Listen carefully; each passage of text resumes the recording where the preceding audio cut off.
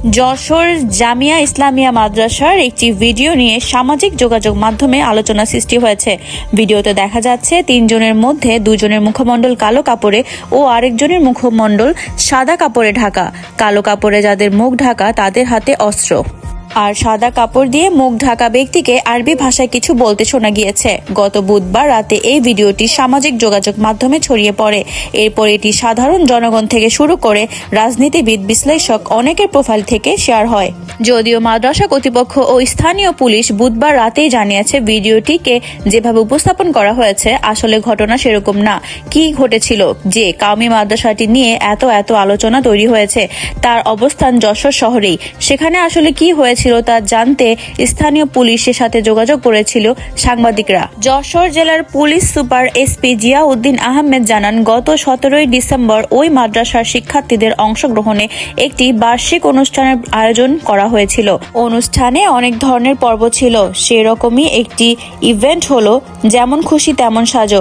সামাজিক যোগাযোগ মাধ্যমে ছড়িয়ে পড়া ভিডিওটিতে যে তিনজনকে দেখা গিয়েছে তারা ওই মাদ্রাসারই শিক্ষার্থী। তারা ফিলিস্তিনিদের মুক্তির সংগ্রামকে উপস্থাপন করতে চেয়েছে।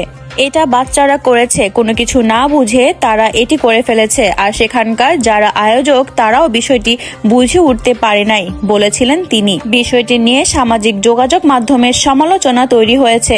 পুলিশ ঘটনাস্থল পরিদর্শন করে বলেও জানান তিনি। ঘটনাস্থল পরিদর্শন করে তারা জানতে পেরেছেন ভিডিওটিতে যে অস্ত্র দেখানো হয়েছে তা মূলত কাঠ ও শোলা দিয়ে তৈরি অস্ত্র সদৃশ্য একটি বিষয়। এ ব্যাপারে ওই মাদ্রাসার প্রিন্সিপাল মুফতি লুৎফুর রহমান ফারুকীও গতকাল গণমাধ্যমে কথা বলেছেন। তার ভাষ্য, ইসরায়েলিরা ফিলিস্তিনিদের ওপর যে হামলা করেছে তার প্রতিবাদ করার জন্য এটি করেছে। ভিডিওটিতে আরবিতে যে বক্তব্য শোনা গিয়েছে তাতে আসলে কি বলা হয়েছে জানতে চাওয়া হয়েছিল ইসলামিক ফাউন্ডেশন হালাল সনদ বিভাগের উপপরিচালক ডক্টর মোহাম্মদ আবু সালেহ পাটোয়ারির কাছে।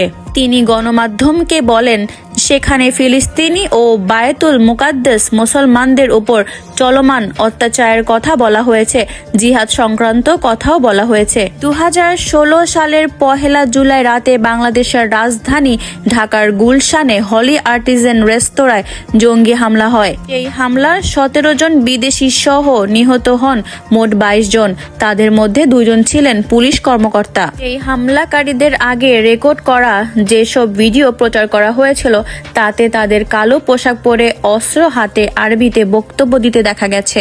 যশোরের এই ভিডিওর সাথে অনেকে সেসব ভিডিওর মিল দেখতে পেয়ে আতঙ্ক বোধ করেছেন। বাংলাদেশে 1999 সালের 6 মার্চ যশোরের টাউন হল ময়দানে উদীচী শিল্প গোষ্ঠীর সম্মেলনে বোমা হামলার ঘটনাকে জঙ্গিদের উত্থানের বড় দৃষ্টান্ত হিসেবে বিবেচনা করে আইন প্রয়োগকারী সংস্থাগুলো 2001 সালে ঢাকার রমনার বটমূলে ও সিপিবির সমাবেশে বোমা হামলা, এরপর সিনেমা হল গির্জায়ও হামলার ঘটনার সাথে জঙ্গিদের সম্পৃক্ততার কথা জানিয়েছে আইন শৃঙ্খলা বাহিনী। এরপরেও বিভিন্ন সময়ে বিদেশি নাগরিক হত্যাসহ নানা ঘটনায় জঙ্গিদের নাম আসে। এখন হঠাৎ করে বাংলাদেশের এই পরিবর্তিত রাজনৈতিক অবস্থার মাঝে এই ধরনের যেমন খুশি তেমন সাজো অনুষ্ঠানের যথার্থতা ও উদ্দেশ্য নিয়ে প্রশ্ন তুলেছে অনেকেই। মোহাম্মদ শিহাবুল ইসলাম নামক একজন বাংলাদেশি ফেসবুক ব্যবহারকারী ফেসবুকে প্রশ্ন করেছেন, এরা কারা, হাতে কি, এরা কি চায়?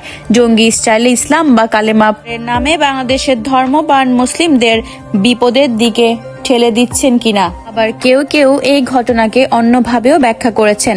এই ঘটনা নিয়েও বাংলাদেশের ক্ষমতাচ্যুত প্রধানমন্ত্রী শেখ হাসিনার পুত্র সজীব ওয়াজেদ জয় নিজের ভেরিফাইড অফিসিয়াল ফেসবুক ও এক্স অ্যাকাউন্টে পোস্ট করেছেন। তিনি লিখেছেন, ওই 3 জন জঙ্গি সংগঠন ইসলামিক স্টেটের IS আদলে সেজেছেন।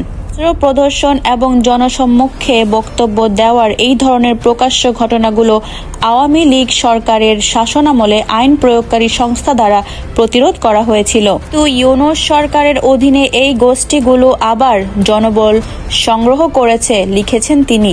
ওই মাদ্রাসার কর্তৃপক্ষ ও পুলিশের তরফ থেকে বারবার করে বলা হয়েছে যে শিক্ষার্থীরা ফিলিস্তিনিদের মুক্তির সংগ্রামে একাত্মতা জানাতে ফিলিস্তিনিদের মুক্তিকামী সশস্ত্র গোষ্ঠী হামাসের আদলে সেজেছেন। সমাজ বিজ্ঞানী ও মনোবিদদের মতে এই ধরনের ঘটনায় অনেক ধরনের ধরনের পার্শ্ব প্রতিক্রিয়া হয়।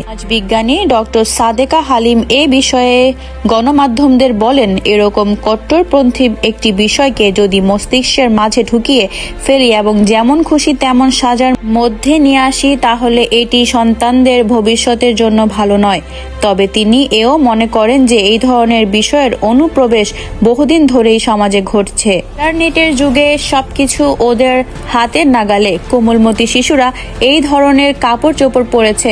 আমাদের দেশে শিশুদের হাতে খেলার জন্য বন্দুক দেওয়া হয়, তবে এগুলো খেলা বলা হলেও আদতে তো তা শিশুদের মস্তিষ্কের প্রভাব ফেলে, বলেছিলেন তিনি।